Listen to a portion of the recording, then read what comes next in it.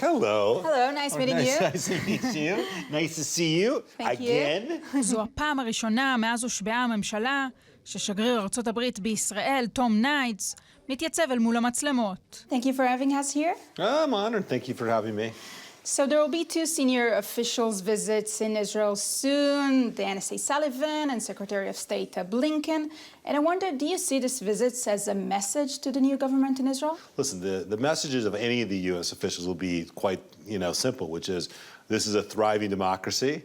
We're here to support the government, to work with them collectively on the values that we share, and to articulate the things that we care about.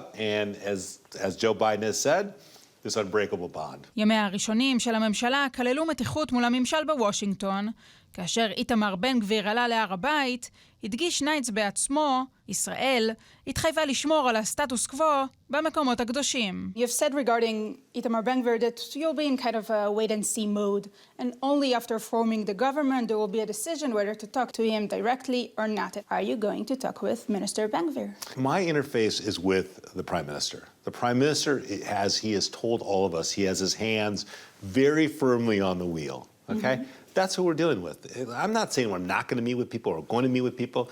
My interlocutor is the Prime Minister and the Prime Minister's office. He's in charge of the government. Did you feel that Netanyahu's hands are on the wheel when Ben-Gvir went up to the Temple Mount? Yes. He has said over and over again that he is not going to allow for the status quo to change in the Temple Mount, and we take him at his word. Is there a boycott that implemented against Minister Ben-Gvir from the U.S. or from other Western countries? There's no boycotts. I don't do boycotts. This is not what I do.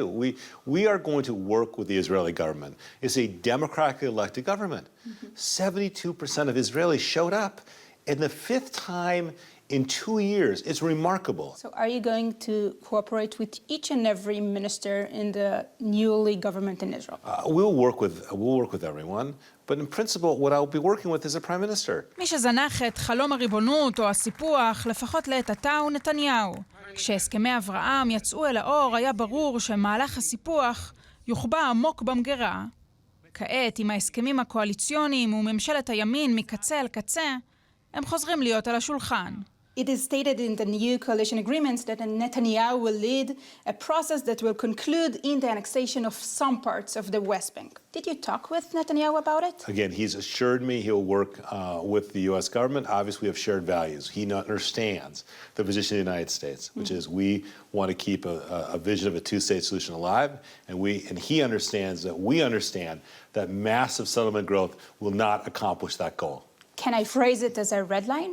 Again, I don't do red lines or yellow lines. I'm just telling you what our values are. We've been very clear about the ideas of legalizing outposts, massive settlement expansion. It will not keep a vision of a two-state solution alive, in which case we will oppose it and we'll be very clear about our opposition. Ambassador ניידס, what was your first reaction when you heard the details of Levin's legislative initiative? I'm not here to involve ourselves in the judicial process of Israel. The Israeli people don't want to be lectured by America, okay? We have shared values. We're going to let the Israeli public articulate their support or their dismay. That's up to them. It's not up to the United States to be commenting around the judicial issues that they face. But exactly on this, do you see the option that Israeli Knesset will override the Supreme Court? Is it something that, undermines the common interests and values of Israel and the U.S.? Again, we share values. Democracy is one of those values, okay? We care deeply about the democratic values that the United States has and what we share with Israel. Again, I go back to 72% of Israelis showed up to vote. Israelis care. They care, and they're going to care about different things, and they're going to articulate their concerns.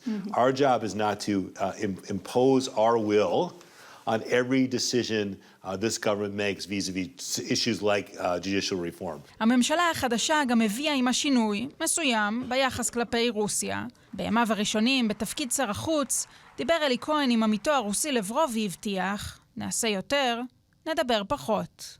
Are you concerned that Israel will shift to a more pro-Russian policy? No, I talked to the foreign minister before the speech and after the speech. I have no doubt that we'll be on the same page vis-a-vis Russia and Ukraine on this situation. But do you believe that Israel, especially nowadays due to Iran connections to the war in Ukraine, need to do more to help Ukrainians? Listen, again, I've always encouraged Israel to do more, right? We would like everyone to do more. המלחמה באוקראינה, איראן או המהפכה המשפטית, בסוף ישראלים רבים מחכים למוצא פיה של ארצות הברית בשאלה אחת בלבד. האם ישראל תוכל לעמוד בתנאי הסף של תוכנית הפטור מוויזה של אמריקה? Did we meet the criteria for the visa waiver program? Listen, as you know, we don't know yet. I assume we'll know in the next couple weeks. There is a lot of other things under Israel's control, which is going to be who knows what that'll happen, but the legislation needs to get done. It's very important. It needs to get done quickly, because if it doesn't, you're going to run out of time. And then we have to be clear about reciprocity, that Arab Americans, Arab Palestinian Americans are going to be able to travel freely as they should, and that's will be part of the visa waiver program. So it's a matter of weeks, I think it's a matter of weeks. hopefully. Hopefully. Thank You'll you. be the first to know. Thank you, Ambassador, for I'm this honored. conversation. Thank you very much, as always.